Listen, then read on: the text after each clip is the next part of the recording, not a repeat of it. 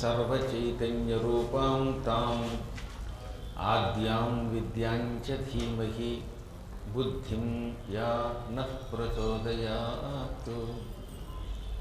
सृष्टौ या सर्गरूपा जगदवनविधौ पालिनीया च रौद्री संहारे चापि यस्या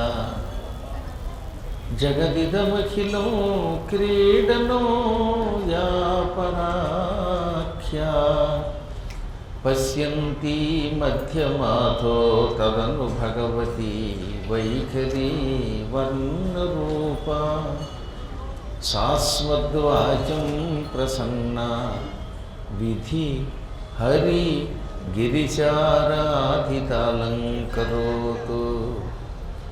शुक्लाम्बरधरं विष्णुं शशिवर्णं चतुर्भुजं प्रसन्नवदनं ध्यायेत् सर्वविघ्नोपशान्तये। वन्दे गुरुपदद्वन्द्वमवाङ्मानसगोचरं रक्तशुक्लप्रभामिश्रमतर्क्यं त्रैपुरं महः। नारायणं नमस्कृत्य नरं चैव नरोत्तमं देवीं सरस्वतीं व्यासं ततो जयमुदीरयेत्। सच्चिदानन्दरूपाय विश्वोत्पत्त्यादिहेतवे तापत्रय विनाशाय श्रीकृष्णाय वयं नुमः। गंगातरंगरमणीयजटाकलापं गौरीनिरन्तरविभूषितवामभागं नारायणप्रियमनङ्गमदापहारं वाराणसीपुरपतिं भज विश्वनाथं भज विश्वनाथम्। ओम नमः शिवाय। ओम नमो नारायणाय। ओम नमः शिवाय। ओम नमो नारायणाय। ओम नमः शिवाय। ओम नमो नारायणाय। పరమ పవిత్రమైన గీతా జయంతి ఆ సందర్భాన్ని పురస్కరించుకుని వీరంతా ఉదయం నుంచి జగద్గురువైన శ్రీకృష్ణ పరమాత్ముడు అందించిన భగవద్గీతని గానం చేసుకున్నారు, పారాయణం చేసుకున్నారు.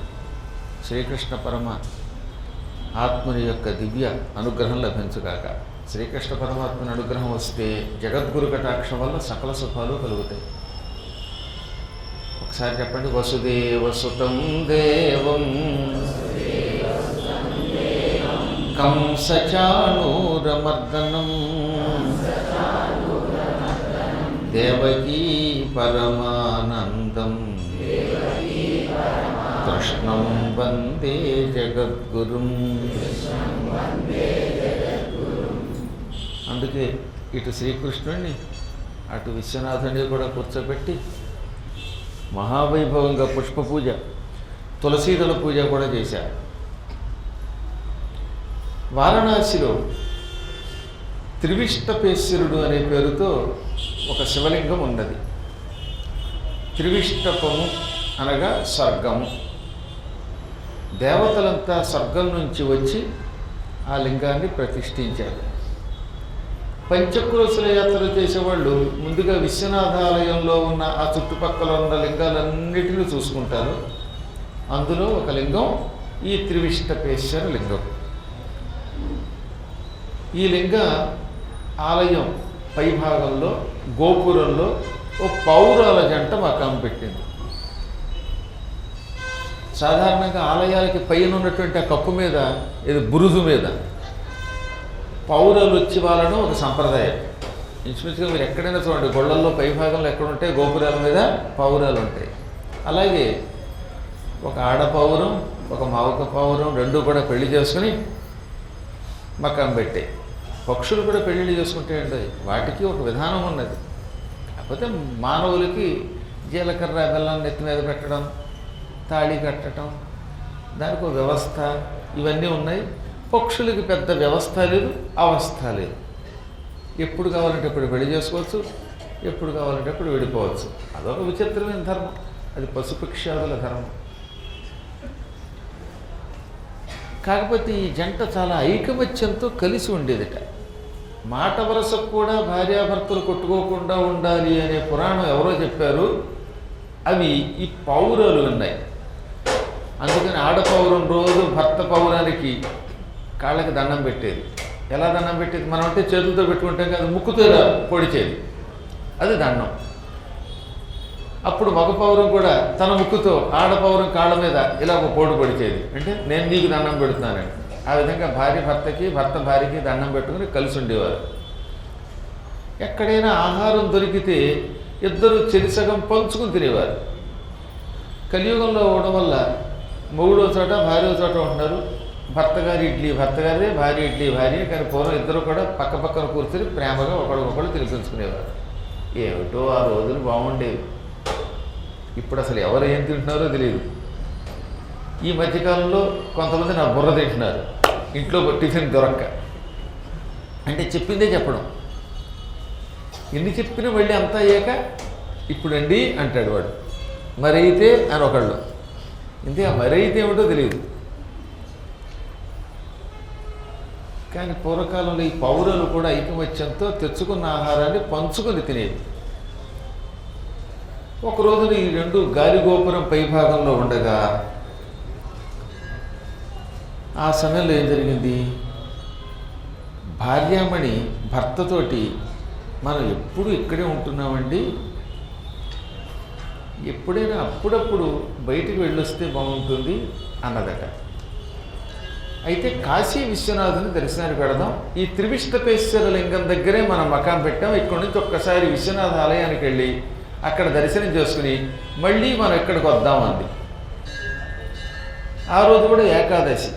ఓహో, ఏకాదశి పూట శివదర్శనం మంచిది అని అనుకుని, ఏది వీళ్ళు ఉంటున్నది శివుడైనా ఈ త్రివిష్టపేశ్వర లింగం దగ్గర నుంచి విశ్వనాథ లింగం దగ్గరకు వచ్చారు. దండం పెట్టుకుని తిరిగి తామున్న ఆలయం దగ్గరకు వచ్చారు.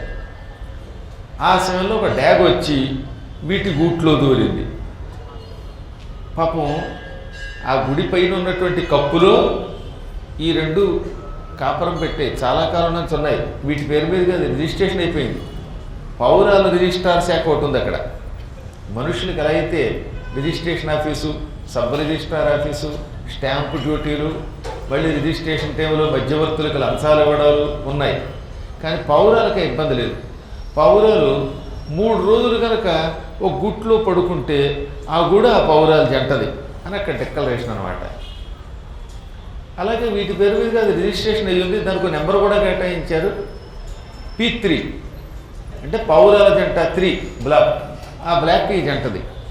ఆ జంట ఉన్నటువంటి బ్లాక్లోకి ఒక డ్యాగ వచ్చి దూరి.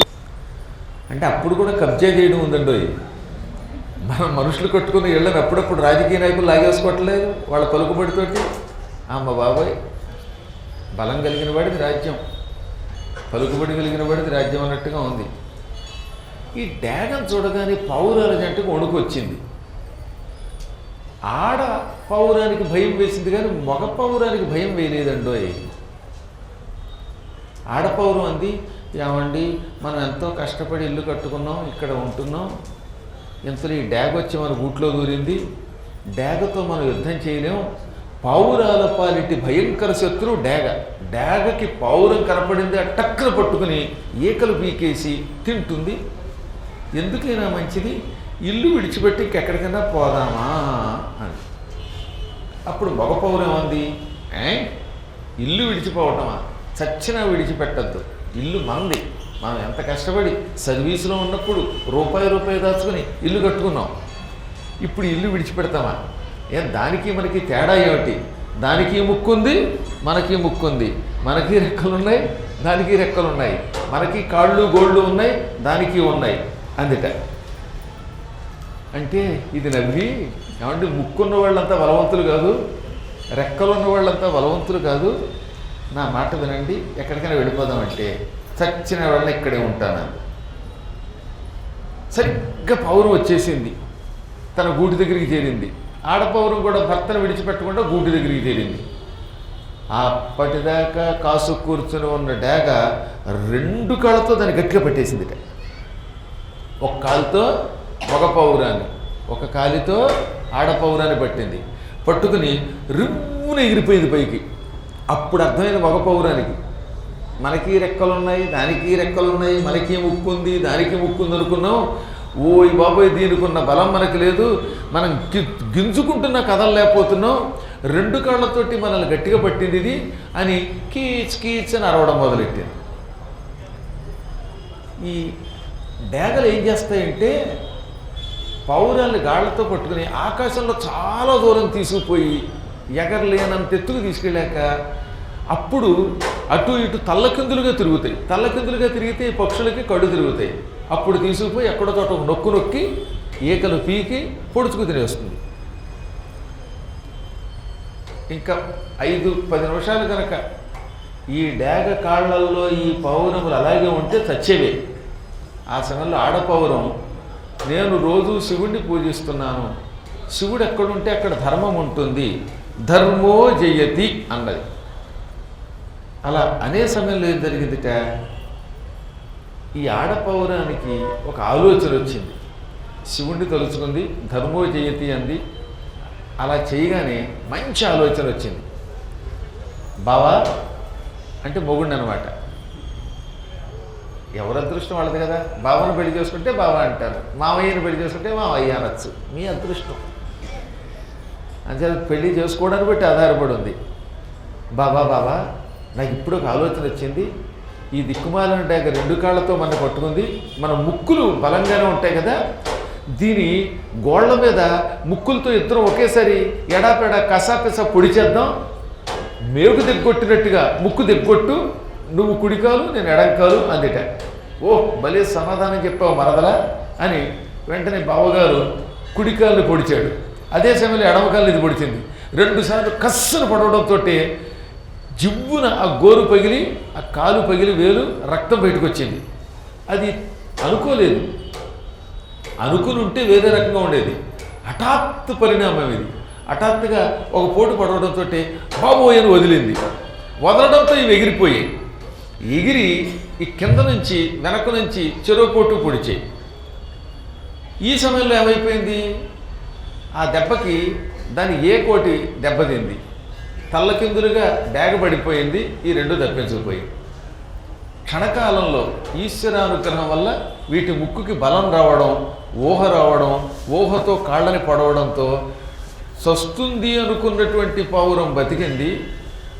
ఈ పౌరాలను ఆహారంగా తీసుకుంటాను అనుకున్నటువంటి డేగ కింద పడి చచ్చింది.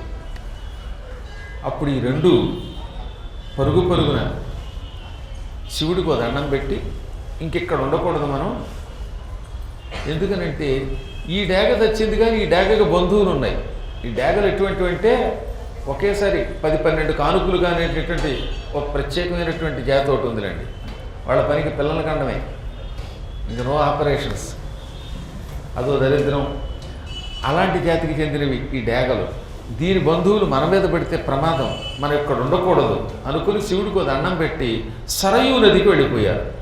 సరయూ నదీ తీరంలో అందులో స్నానం చేసి ప్రతిదినము రామచంద్ర ప్రభు ఉన్న చోటికి వెళ్ళి ఆయన దండం పెట్టుకుని, మేమిద్దరము ఎంతో భక్తితో కాశీలో ఉన్నాం, కాశీలో చచ్చిపోదాం అనుకున్నాం కానీ కుదరలేదు, అయినా పర్వాలేదు మోక్షపురానికి వచ్చాం, సప్తమోక్షపురాలలో ఒకటైన సరయూ నది దగ్గరకు వచ్చాం, ఈ సరయూ నదిలో స్నానం చేసి రాముణ్ణి పూజిస్తున్నాం, వచ్చే జన్మలో అయినా కాశీలో మరణించే యోగములు ప్రసాదించుదుగాక అని రాముడికి దండం పెట్టే.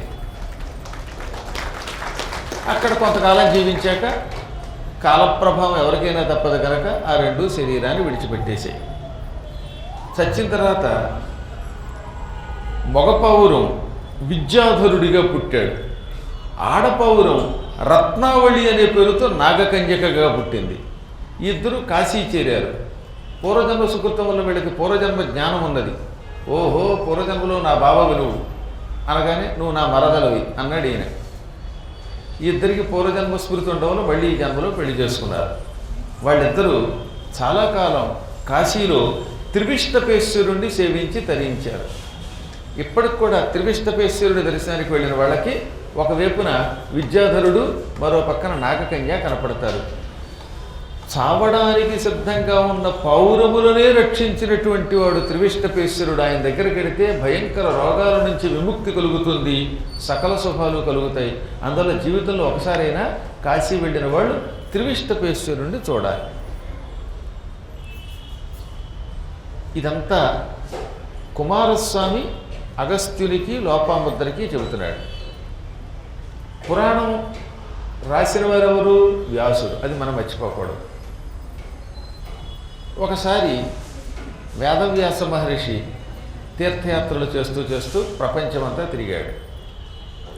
ఆ సమయంలో కుమారస్వామి ద్వారా అగస్త్యుడు పురాణం అంతా విన్నాక కుమారస్వామి అన్నాడు, నువ్వు ఇక్కడ చాలా కాలం ఉన్నావు, నీకు కాశీలో ఎన్నో విశేషాలు చెప్పాను. త్రివిష్టపేశ్వరలింగ మహిమ చెప్పాను, దివోదాసేశ్వరలింగ మహిమ చెప్పాను, కళావతి అని పేరు కలిగిన వాడిని విద్యాధరుడు ఎత్తుపోయిన ఘట్టం చెప్పాను. ఇలా అన్ని కథలు చెప్పాను. కాశీ పరమ మహిమ కలిగినది. ఆ కాశీని ఈ జన్మలో కాకపోతే వచ్చే జన్మలో అయినా చూడాలంటే నువ్వు కొంతకాలం పాటు దక్షారామ భీమేశ్వరుడి దగ్గరికి వెళ్ళి అక్కడే యక్షణముక్తేశ్వరుణ్ణి చూసుకో అన్నట్ట.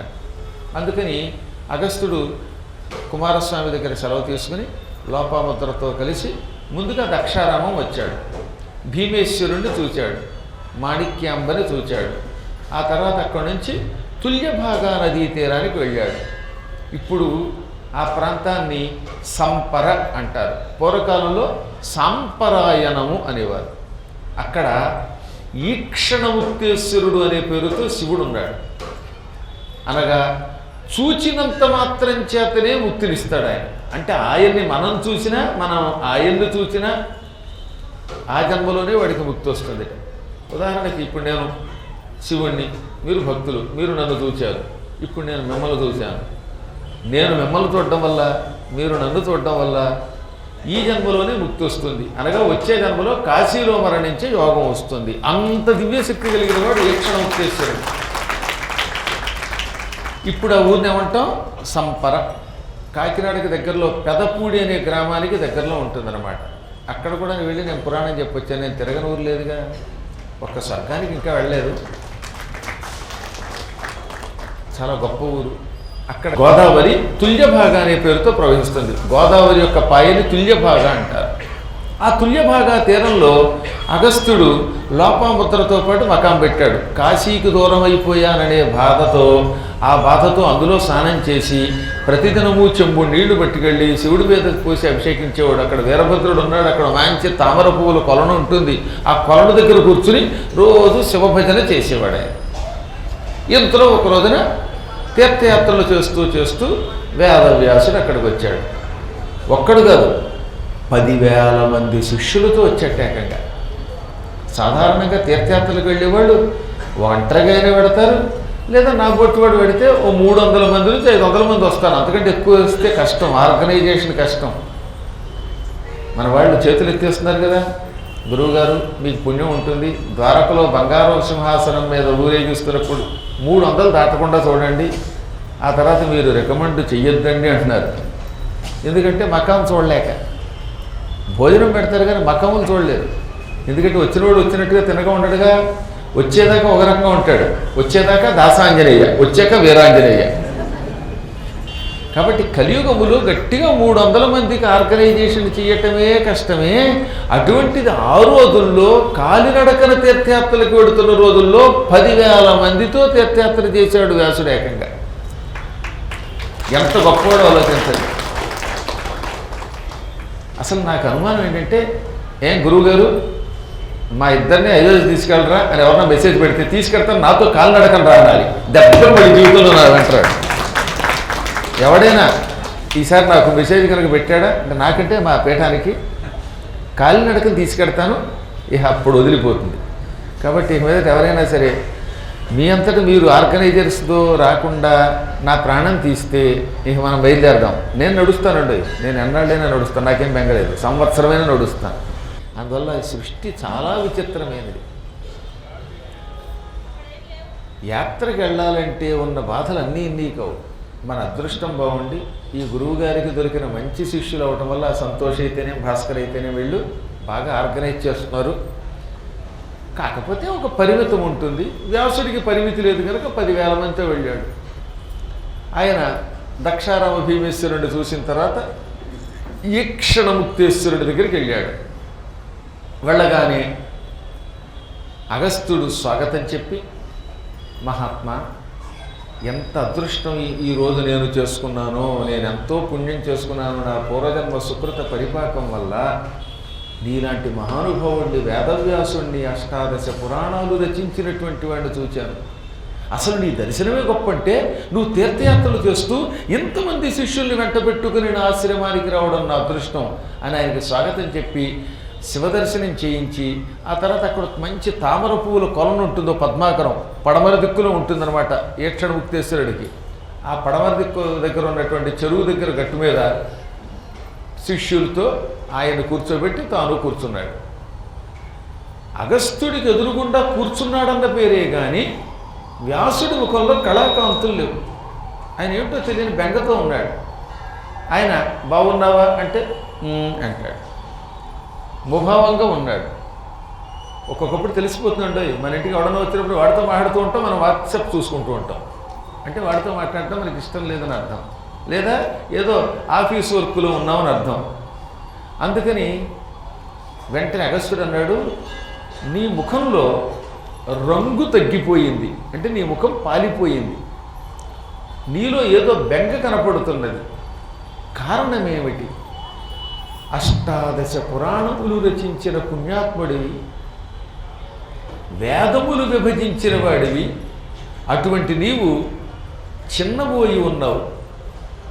భగవంతుడి సన్నిధానంలో నాతో మాట్లాడుతున్నా నీ ముఖంలో కళాకాంతులు లేవు, అంటావు తప్ప సరిగ్గా మాట్లాడట్లేదు.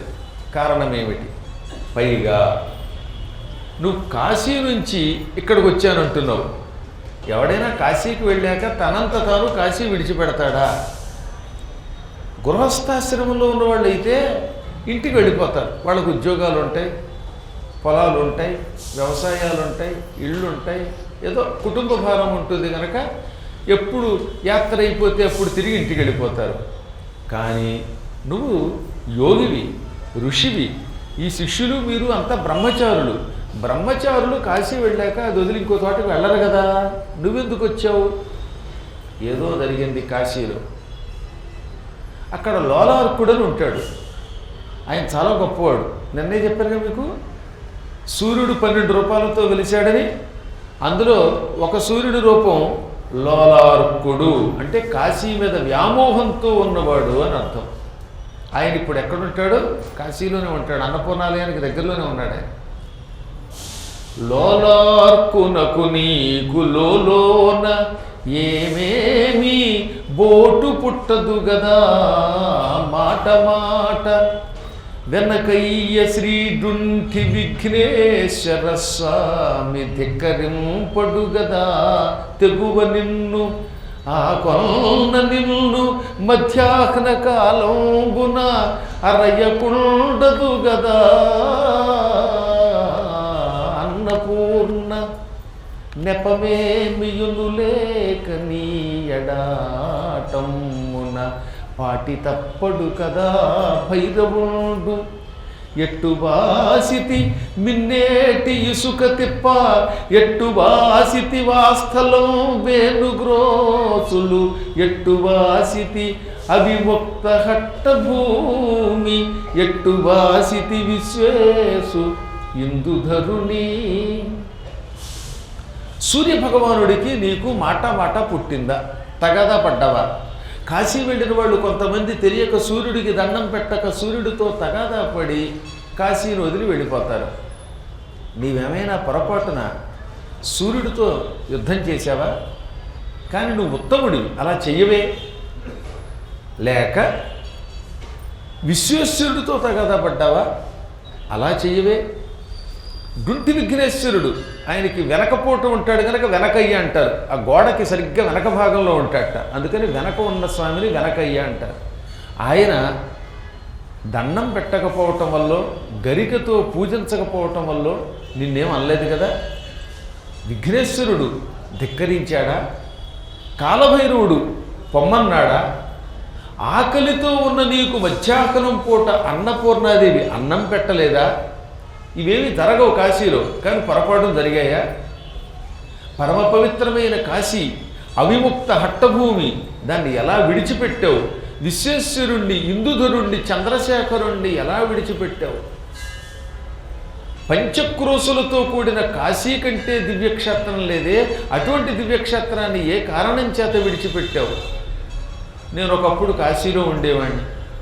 దురదృష్టవశాత్తు వింధ్యపర్వత గర్వం తగ్గించటానికి కాశీ విడిచి వచ్చేశాను. అప్పటి నుంచి కాశీకి దూరం అయ్యాను అని ఎంతో ఏడుస్తున్నాను నేను. నీకు అవకాశం లేదు, ఎందుకంటే వింధ్యపర్వత గర్వాన్ని నువ్వు అణచవలసిన అవసరము లేదు. ఆ పని నేను చూశాను. అనవసరంగా శివుడు ఎవరిని కాశీ నుంచి గంటడు. కానీ నువ్వు కాశీని విడిచిపెట్టావు. ఎందుకు విడిచిపెట్టావో తెలియదు. నేను కాశీలో ఉన్నంతకాలం ఆ వీధులంతా తెగ తిరిగేవాడిని. రాత్రిపూట పగటిపూట కాశీ వీధుల్లో తిరిగేవాడిని. కాశీలో వీధుల్లో తిరిగితే తపస్సుట. కాశీలో గంగానదీ తీరంలో తిరగడం మహాయజ్ఞం. అందుకని ఇప్పటికి కూడా కాశీని తలుచుకుంటున్నాను అన్నాడు ఆయన. ఆ మందాకిని ఆ త్రివేణి వలనంబు ఆ బాహ్యకక్ష్యాస్థలంబు ఆ మధ్యాంతర కక్ష్యలాభిమల దివ్య జ్యోతి రుద్రుంభణ శ్రీమద్విశ్వపతీశలింగము మదిన్ చింతింప కాశీ మహాగ్రామం విప్పుడు నా కనుంగవకు సాక్షాత్కారముంగైకొను ఆనందంబున అర్ధరాత్రముల చంద్రాలోకముల్ కాయగా నానాసైకత వేదికా స్థలములం నల్దిక్కులం శంభు కాశీనాథున్ తరుణేందు శేఖరు శివుల్ శ్రీకంఠునిల్ పాడుదున్ మే నెల్లల్ పులకాంకుర ప్రకరముల్ నిండార మిన్నేటిలో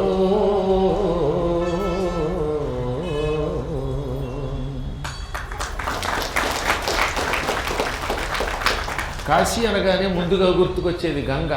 నేను ఆ గంగా తీరంలో తిరిగాను. ఆ గంగ, కాశీనగర వీధులు, పెద్ద పెద్ద మేడలు, ఆ మేడల్లో పైన ఉన్న అంతస్తు మీద కూర్చుని చంద్రుడి వెన్నెల కాస్తున్నప్పుడు శివుణ్ణి తలుచుకోవడం, అక్కడున్న తోటలు, ఆ తోటల్లో నేను మారేడు చెట్లు నాటిన రోజులు, ఆ మారేడు దళాలు పట్టుకొచ్చి శివుడికి సమర్పించినటువంటి పర్వదినాలు, ఇవన్నీ గుర్తుకొస్తున్నాయి నాకు. అక్కడ శ్రీమద్విశ్వపతీశ్వర లింగం ఉన్నది. ఆ కాశీ విశ్వేశ్వర జ్యోతిర్లింగం అత్యద్భుత దివ్య జ్యోతిర్లింగం. ఆ లింగాన్ని చూచిన వాడికి పునర్జన్మ ఉండదు. అందుకే నేను కాశీలో ఉన్నంతకాలం నిరంతరం విశ్వేశ్వర దర్శనం చేసుకుని ఆయన మీద నీళ్లు పోసి బిల్వపత్రాలు వేసేవాడిని. ఇప్పుడు ఆ భాగ్యం దూరం అయిపోయింది. ఇప్పుడు దక్షారామం దగ్గర ఉన్న ఈ ఈక్షణముక్తేశ్వరుడి దగ్గర కూర్చున్నాను. ఆయన్ని రోజు తలుచుకుంటూ ఉంటాను. కాశీ మహాగ్రామం ఎప్పుడూ నా కళ్ళ ముందు కనపడుతూనే ఉంటుంది. వేదవ్యాస మహర్షి నా భార్య లోపాముద్రతో కలిసి నేను కాశీలో ఉన్నంతకాలం ఆనందంతో అర్ధరాత్రి పూట చంద్రుడు పిండి వెన్నెల కాస్తూ ఉండగా ఆ వెన్నెల్లో ఈ చివరి నుంచి ఆ చివరి దాకా గంగానదీ తీరంలో ఉన్న రేవుల్లో తిరిగేవాడిని. గంగానదీ తీరంలో ఎన్నో రేవులు ఉన్నాయి. ఇప్పుడంటే 64 ఘట్టాలు, కానీ పూర్వకాలంలో కొన్ని వందల ఘట్టాలు ఉన్నాయి. ఈ రేవుల్లో ఇసుక తిన్నెల్లో అటు ఇటు తిరిగేవాడిని. ఇప్పుడు మెట్లు ఉన్నాయి, రాతి మెట్లు. అప్పుడు కేవలం ఇసుకే. ఆ ఇసుక తిన్నెల్లో ఈ చివరి నుంచి ఆ చివరి దాకా వరణ నుంచి అసి వరకు, అసి నుంచి వరణ వరకు మొత్తం ఘట్టాలన్నీ తిరిగేవాడిని. ఆ సమయంలో రాత్రిపూట, అర్ధరాత్రి పూట వెన్నెల్లో గంగా తీరంలో తిరుగుతున్నప్పుడు కాలక్షేపం చేయకుండా, పనికిమాలిన ఫోన్లు మాట్లాడకుండా శివ, కాశీనాథ, విశ్వేశ్వర, చంద్రశేఖర, పాహి పాహి అని ఆయన మీద పాటలు పాడుతూ నామస్మరణం చేస్తూ తిరిగేవాడిని. ఆ తర్వాత వింధ్యపర్వతం ధర్మమానని అది వదిలిపెట్టి వచ్చేశాను. నీకు తెలిసే ఉంటుంది, నేను గంగా యమున సంగమ ప్రాంతంలో ప్రయాగలో విశ్వేశ్వరుడి కోసం ఒంటి కాలి మీద కాలి వేలు మీద నిలబడి 1000 ఏళ్ళు తపస్సు చేశాను. నువ్వేమో కాశీ వెళ్ళి అక్కడి నుంచి వచ్చానంటావు. కాశీ నుంచి ఎందుకు వచ్చావు? అక్కడ ఉండక, సుఖంగా ఉండక, అన్నపూర్ణాదేవి అన్నం పెడుతూ ఉంటే తినక, పారాయణం అయిపోయిందని మధ్యాహ్నం పూట బస్సుకు తుసుకుని వెళ్ళిపోదాం అనుకుంటావే, పిచ్చేళ్ళ ఉన్నావు. గురువుగారి దగ్గర ఉన్న సుఖం ఇంట్లో ఉంటే ఉంటుందా? ఎవడు చేసిన కర్మ వారనుభవింపక ఏరికై నన్ను తప్పదన్నా, ఏనాడు ఏ తీరు ఎవరు చెప్పగలరు, కర్మమనుభవించుట తప్పదన్నా. ఆనాటి పాండవులు ఆకులలవులు తింటూ అడవి పాలైపోయిరన్నా అని పాట ఉండేది పూర్వం. పాండవులు అడవి పాలైపోయారు. రాముడు అంతటి వాడు సీతకు దూరం అవ్వాల్సి వచ్చింది. ఇదే కర్మయోగం అంటే. అంటే భగవంతుడు కాబట్టి రాముడు ఎలాగో తట్టుకుంటాడు, ఓ మాదిరివాడు తట్టుకుంటాడా? పరమ పవిత్రమైన కాశీక్షేత్రం విడిచిపెట్టి ఎందుకు వచ్చామని అడిగితే, నా అంతటి నేను రాలేదన్నాడు వ్యాసుడు. నువ్వే చెప్పావుగా కర్మ ఒకటి ఉందని, ఆ కర్మ నన్ను ఇక్కడికి గంటింది. విశ్వేశ్వరుడు అనుకున్నట్టు ఒకసారి విశాలాక్షిని పిలిచి, విశాలాక్షి, దక్షారామ భీమేశ్వరుడు కూడా నేనే కదా, కానీ అక్కడ ఎవరు పెద్దగా వెళ్ళడం లేదు, కాశీ కాశీ అని కూర్చుంటున్నారు. ఇది కాశీ, అది దక్షిణ కాశీ. దక్షిణ కాశీ మహిమ వ్యాసుని ద్వారా లోకంలో వ్యాపింపచేయిద్దాం.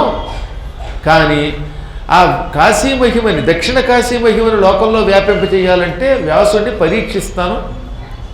పరీక్షలో నెగ్గితే అతని మెడలో దండ వేసి అతనికి దక్షిణ కాశీకి పట్టాభిషేకం చేస్తానన్నట్ట. అది వ్యాసుడు కథ. శివుడు ఎవరినైనా ఒక గొప్ప పదవిలో నిలబెట్టే ముందు పరీక్షిస్తాడు. పరీక్షలో విజయం పొందితే పట్టాభిషిక్తుడిని చేసి అక్కడికి పంపుతాడు. అంటే ఇప్పుడు అతని దక్షారామం పంపాలి. దక్షారామం వెళ్ళడానికి ఇతడు అర్హుడా కాదా, అర్హుడు అవుతాడో కదో పరీక్ష పెడతాడు. పరీక్షలో విజయం పొందితే మెడలో దండేసి ఇక నుంచి దక్షారామం నీది, అక్కడుండి దాన్ని జాగ్రత్తగా చూసుకుంటాడు. ఇప్పుడు గురువులకి చాలా పీఠాలు ఉంటాయి కదా, ఒక్కో పీఠంలో ఒక్కొక్కటి నియమించాలంటే వాడు పరీక్షించాలి. వాడు గురువుగారికి చెప్పకుండా గిరినారు ప్రదక్షిణ పెట్టాడు అనుకోండి, అటువంటి వాడు ఆ పీఠంలో పెడితే కమ్ములిపోదు, రేపు పొద్దున ఇంకేం చేస్తాడో తెలియదు. అందుకని కొంచెం జాగ్రత్తగా పరీక్షించాలి. పరీక్షించకుండా అడ్డు పెడితేవండి పీఠాధిపతి చేస్తే UP1 UP2 అని ఉత్తర పీఠాధిపతిగా పెడితే డేంజర్. ఎప్పుడూ పీఠాధిపతులకు కొన్ని నియమాలు ఉంటాయి. దేనికి లొంగకూడదు, చేయవలసిన పనులు సక్రమంగా చేయాలి, పీఠం మొత్తం దివాళా ఎత్తించకూడదు, తెలియకుండా పీఠాన్ని ఇతరులకు రాసివ్వకూడదు, ఎవడో చుట్టం వచ్చాడు కదా అని వాడి పైన కింద పెట్టకూడదు. మళ్ళీ ఎన్ని జాగ్రత్తలు తీసుకోవాలి. ఇవన్నీ తీసుకోకపోతే పక్షపాతం లేకుండా ఉండాలి.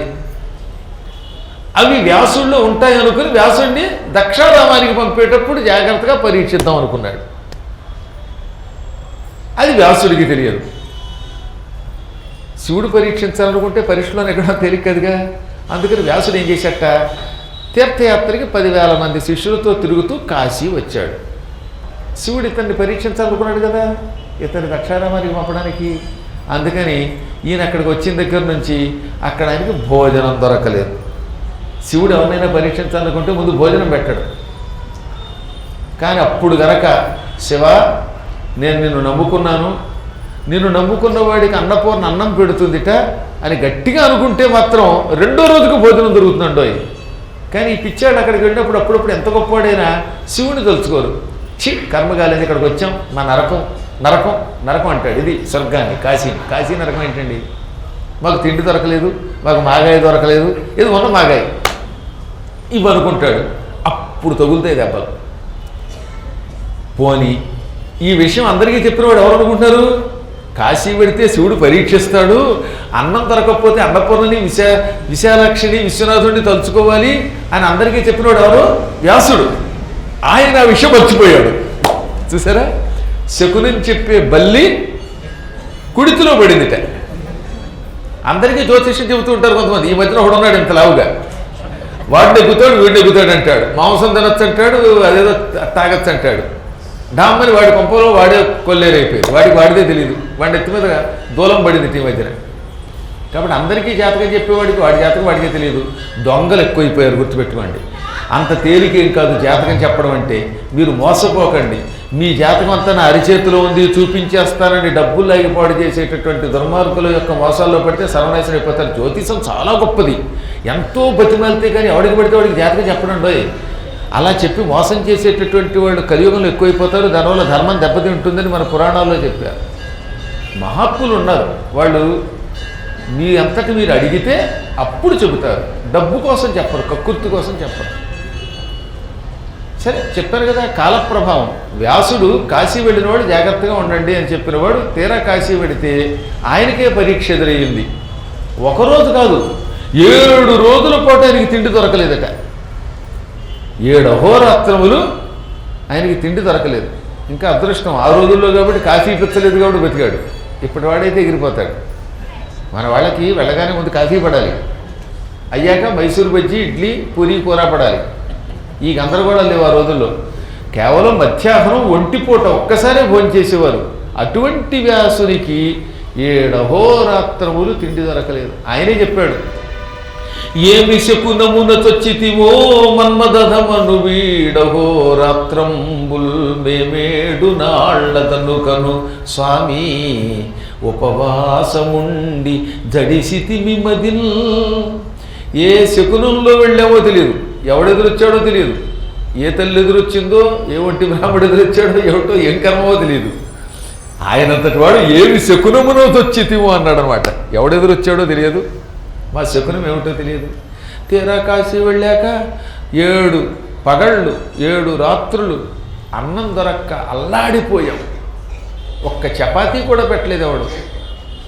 ఏకాదశి నాడు ఇంత ఉప్పుడు పిండి పెట్టినవాడు లేడు, చట్నీ వేసినవాడు లేడు. గిజగిజలాడిపోయాం మేము. అప్పుడైనా నేను భగవంతుడు తలుచుకోవచ్చుగా, తలుచుకోలేదు.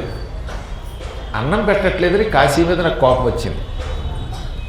సరే 7 రోజులు అయ్యాక 8వ రోజు పొద్దున్నే వైశంపాయనుడికే చూశాట. ఆ వైశంపాయనుడు వాడిపోయాడు. సుమంతుడనే శిష్యుడు గడ్డం కింద చెయ్యట్టుకుని, గురువుగారు మీతో యాత్రకు వచ్చాం, మీతో వస్తే సుఖంగా ఉంటుందన్నారు ఎవరో, ఇలా ఏడిసిందంటే ఏంటి మీ ఆర్గనైజేషను అన్నట్టుగా చూశాడు. గురువుగారితో పెడితే వచ్చే దెబ్బలు ఏమి జరిగినా గురువుగారి మీద చూసేస్తారని. ఏది వాడు బాత్రూంలో పడినా, వాడికి నీళ్లు రాకపోయినా, వాళ్ళ ఆవిడ ఫోన్ చేసి తిట్టినా అది కూడా గురువుగారే దానికి మూలకారకుడు. అలా ఇప్పుడు వ్యాసుడికేసి తిరిగట్ట. అన్నం లేదని ఒకడు ఏడ్చాడు, మంచినీళ్ళు లేవని ఒకటి ఇచ్చాడు. మంచినీళ్ళు అంటే గంగలో తాగేస్తాడు అనుకోండి పని. కాఫీ లేదని, టీ లేదని, పాలు లేవని వాడిపోయి ఏడ్చేట వాళ్ళంతా. ఒకడైతే అన్ని దిక్కులకేసి చూసేట. ఎవరైనా అన్నం తేకపోతారా, బూరెలు తేకపోతారా, పాయసం తేకపోతారా, పాలు తేకపోతారా అని ఆశాంతంబులు చూచే దాల్భ్యుడదరోదగ్రక్షుధాక్షోభతే. ఆశాంతము అంటే దిగంతం, ఆశ అంటే దిక్కు, ఈ దిక్కు ఆ దిక్కు ఆ దిక్కు అలా చూడటం మొదలెట్టాట. ఏ దిక్కులు చూసినా ఇంత అన్నం తెచ్చినవాడు లేడు. కాశీని దివోదాస్ అనే మహారాజు గారు పరిపాలించాడని, ఆయన పరిపాలించిన కాశీ ఆయన స్వర్గానికి వెళ్ళిపోయినా వచ్చిన వాడికి అన్నం పెడుతుందని నేను పురాణాల్లో రాశానే.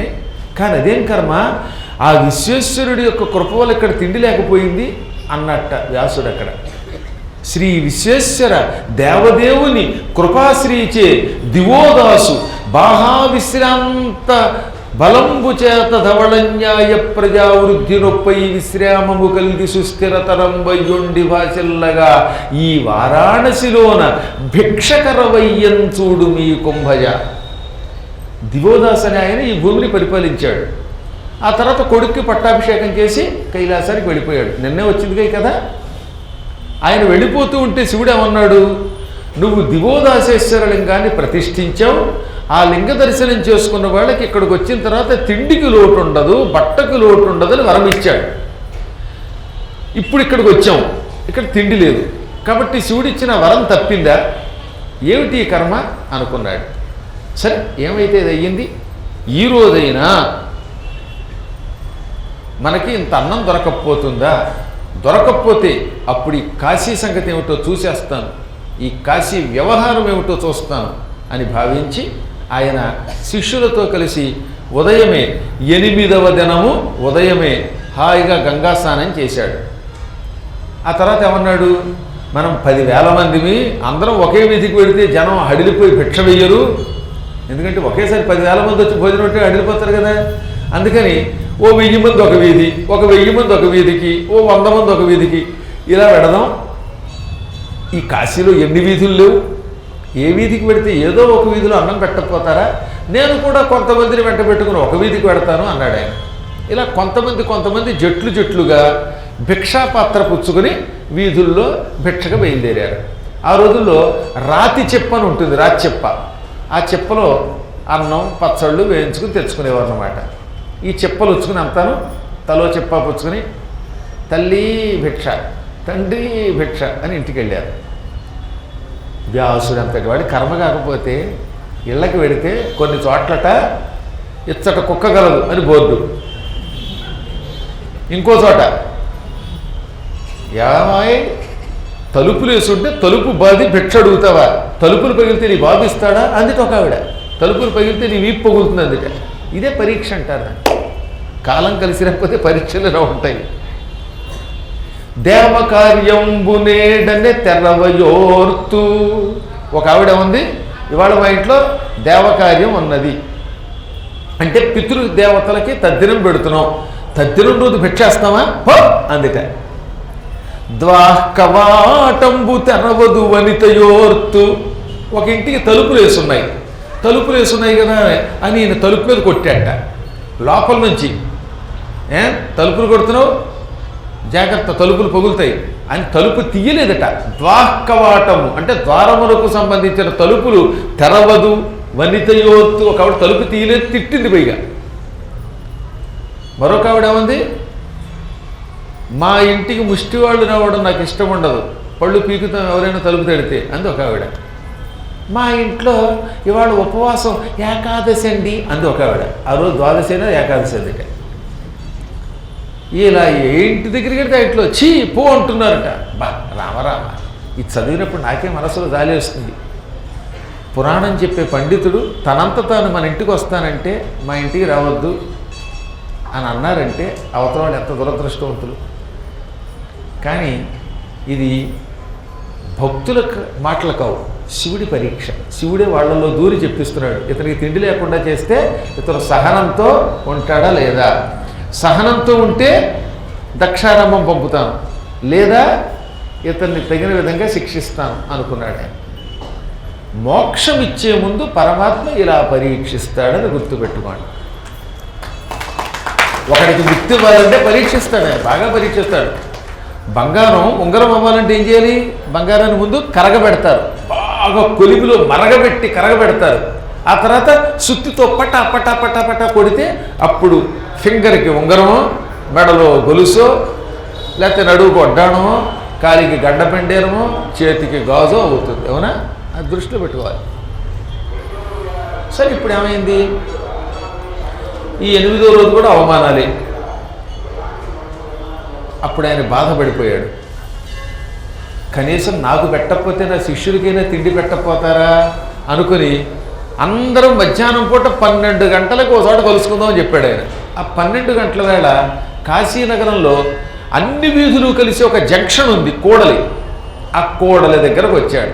అక్కడ మధ్యలో ఒక బండరాయి ఉంటుంది. ఆ బండరాయి మీద ప్రతిరోజు కాలభైరవుడికి అంత అన్నం నైవేద్యంగా పెడతారు, అంటే అది బలి స్తంభం.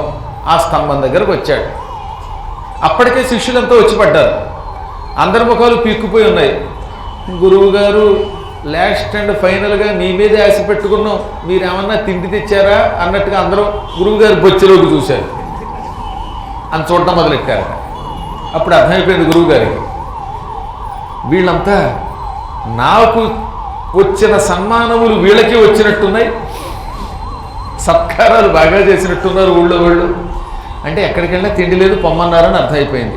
వరసగా చూశాట, నాయన వైశంపాయన, నాయన జనమేజయ, నాయన సుమంత, దేవల, ఈ విధంగా అందరికేసి చూస్తే గురువు గారు నో ఫుడ్, నో బ్రెడ్ అన్నారట వాడు. ఇంకప్పుడు వచ్చేసిందండి ఆయనకి బాధ. 7 రోజులు తిండి లేదంటే తట్టుకున్నాం, కనీసం 8వ రోజైనా ఎంత ముద్ద దొరుకుతుందేమో అనుకుంటే ఇక్కడ ఆహారం దొరకటం లేదు. ఈ ఊళ్ళో వాళ్ళు ఎంత పాపాత్ములు, ఎవరైనా వస్తే వాళ్ళకి కడుపు నిండా అన్నం పెట్టేవారని పూర్వం విన్నాను. అదంతా అబద్ధం అన్నమాట, అసత్యం అన్నమాట అనుకున్నాడు. ఇక్కడ ఆయన బాధ మామూలు బాధ కాదు. ఓ పక్కనేమో కడుపులో ఆకలి, అదో మంట. మరి సరిగ్గా ఆ సమయంలో సూర్యుడు నడినెత్తుకొచ్చాడు. సూర్యుడి ఎండ వల్ల తల పగిలిపోతోంది, ఎండకేమో మాడుతోంది, ఆకలికి కడుపు మాడుతోంది, చెమట కారిపోతోంది. ఆ చెమట కళ్ళల్లోంచి కిందకి వచ్చేస్తోంది. పోనీ ఈ ఆకలి పక్కన పెడదాం, గురువుగారు ఏదో కొంచెమైనా తట్టుకుంటాడు. శిష్యులంతా ఏడుస్తున్నారు, కడుపులు పట్టుకుని గురువుగారోయ్ కడుపులో ఎలకలు పరిగెడుతున్నాయి అన్నట్ట. ఇంకా నయ్యం ఎలకల మంది వేశారు కదా. అందుకని శిష్యుల బాధని చూసి గిజగిజలాడిపోయాడు ఆయన. ఇంకా కాశీ మీద కోపం వచ్చేసింది. కుక్షిప్రోద్భవ నిష్ఠురక్షుదిత దుష్క్రోధాంధకారంబుచే చక్షుల్ రెండును చెమ్మ చీకటులుగా సమరంభ సంభద్గతిన్ ప్రేక్షాఛాత్రులు భీతి నొందకడు ఉద్రేకించి హట్టంబునన్ భిక్షాపాత్రము రాతి మీద శతథా భిన్నంబుగా వైచితిన్. కడుపులో నుంచి అంతకంతకీ పెరిగిపోతున్న ఆకలి మంట, దానికి తోడు సూర్యుడి ఎండ వల్ల మండుతున్న తలమంట, చెమట కారిపోయి కళ్ళల్లోంచి కిందకి దిగుతూ ఉంటే తట్టుకోలేక 2 చేతులతోటి భిక్షాపాత్రాన్ని అక్కడున్న ఆ రాతి మీద పట్మని వేసి కొట్టేశాడు. అది కాలభైరవుడిదై, దాని మీద నైవేద్యం పెడతారు. ఆ నైవేద్యం పెట్టే రాతి బండ మీద ఈ భిక్షాపాత్రని ఒక్క దెబ్బేసి కొట్టేట. 100 ముక్కలైపోయింది, ముక్కలైపోయింది అనమాట. అది శిష్యుడికి భయం వేసింది. అందులో చాలామంది కంగారు పడి, గురువుగారికి ఎప్పుడు ఇంత కోపం రాలేదు, ఎంత కోపం వచ్చింది ఏమిటని 2 చేతులు జోడించి, గురుదేవా కోపం వద్దు, మా మాట వినండి. కాశీకి వచ్చిన వాళ్ళు కోపం పొందకూడదు, కాశీ మీద కోపగిస్తే శివుడికి కోపం వస్తుందని మీరే చెప్పారు, శాంతం అంటున్నా వినిపించుకోలేదు ఈయన. ఆకలి మాడిపోతూ ఉంటే, ఆకలికి కడుపు మాడుతూ ఉంటే కోపం తట్టుకోలేక నాకు అన్నం పెట్టని ఈ కాశీని నాశనం చేస్తానని భావించాడు. వెంటనే ఏమన్నాడు, మాభూత్రైపూరుషీ విద్య, మాభూత్రైపూరుషం ధనం, మాభూత్రైపూరుషీ ముక్తి కాశ్యాం నివసతాం సదా. కాశీలో శాశ్వతంగా నివసిస్తున్న, అంటే కాశీలో ఆధార్ కార్డు ఉన్నటువంటి వాళ్ళు ఉన్నారే, సిటిజన్స్, పర్మనెంట్ సిటిజన్స్, అటువంటి వాళ్ళకి 3 తరముల పాటు ధనం లేకుండా పోగాక, 3 తరముల పాటు చదువు లేకుండా సుంఠలైపోదురుగాక, 3 తరముల పాటు మోక్షం లేకుండా అయిపోగాక. అంటే కాశీలో శాశ్వతంగా నివసించే వాళ్ళకి 3 తరాల పాటు విద్య, ధనము, ముక్తి ఉండవు అని చెప్పించాలనుకున్నాడు. మళ్ళీ మనకు కాదు, ఇది బయట నుంచి వచ్చి చూసి వెళ్ళిపోయే వాళ్ళని చెప్పించట్లా. ఎందుకంటే వీళ్ళు టెంపరీ సిటిజన్స్, ఏదో వచ్చి గురువుగారి పురాణం వినడానికి హోటల్లో రూమ్ తీసుకున్నటువంటి వాళ్ళు చెప్పిస్తే పాపం కదా, వాళ్ళే పాపం చేశారు. అందుకని కేవలం అక్కడ నివసించే వారికి మాత్రమే శాపం ఇస్తానని భావించాడు. శాపం ఇవ్వాలంటే నోట్లోంచి ఏం రావాలి, ముందు మాట రావాలి. 3 తరములు విద్య లేకపోగాక, 3 తరములు ధనము లేకుండా ఉండుగాక, 3 తరములు ముక్తి లేకుండా ఉండుగాక అని మాటని చేతిలోకి కమండలం నీళ్లు తీసుకుని ఆ నీళ్లు నేల మీద చల్లితే అప్పుడు ఆ ఊరికి ఆ శాపం తగులుతుంది. అందులో శాపం పెట్టాలంటే ముందు చేతిలోకి నీళ్లు తీసుకోవాలండి, అందుకని పక్కన పెట్టారు నీళ్లు. కేవలం శాపమే కాదు, వరం ఇవ్వాలన్నా ఆ నీళ్లు చల్లాలి. తీరా ఏం జరిగింది, అలా శాపం పెడదామంటే శరీరం వణికిపోయింది. కమండలంలో నీళ్లు ఒక్క చుక్క చేతిలో పట్టలేదు, నోట్లోంచి మాట రాక బిగుసుకుపోయింది. అప్పటిదాకా బయట బోల్డ్ కబుర్లు చెబుతారు కొంతమంది. ఒక 5 నిమిషాలు పురాణం మీద మాట్లాడమంటే ఇక్కడికి వచ్చిన తర్వాత ఇంకా అంటారు, కంగారు వచ్చేస్తుందన్నమాట. భారతం చెప్పమన్నారనుకోండి, ధర్మరాజు గారు పుట్టినారు, ద్రౌపది వచ్చినారు అంటాడు, అటు మొత్తం పోయే. ఇప్పుడు దీనికి నోరు స్తంభించిపోయింది, నోట్లోంచి మాట రాదు, చేతిలోకి నీళ్లు పడలేదు. చేతిలోకి నీళ్లు పడితే కదా మంత్రం చదివి వేసేది. మంత్రం రాదు, నీళ్లు రావు. అంటే శివుడు ఏం చేశాడనమాట, ఆయన బిగుసుకుపోయేలా చేశాడు. లేకపోతే కాశీని శపించడం మహాపాపం. శపించాలంటే శపించగలడా? శపించాలని ఎవడన్నా అనుకుంటే వాడు సర్వనాశనం అయిపోతాడు. కాశీ విశ్వేశ్వరుడు పొరపాట్లు కూడా కాశీని ఏమన్నంటే క్షమించడండి. ఆ సమయంలో ఈయన అవస్థ పడుతూ ఉంటే ఏది చెయ్యొడుగుతోంది, నీళ్లు రావు, నోటితోంది మాట రాదు. ఆ సమయంలో ఒక పెద్ద అంతఃపురం ఒకటి ఉన్నది అక్కడ. ఆ అంతఃపురం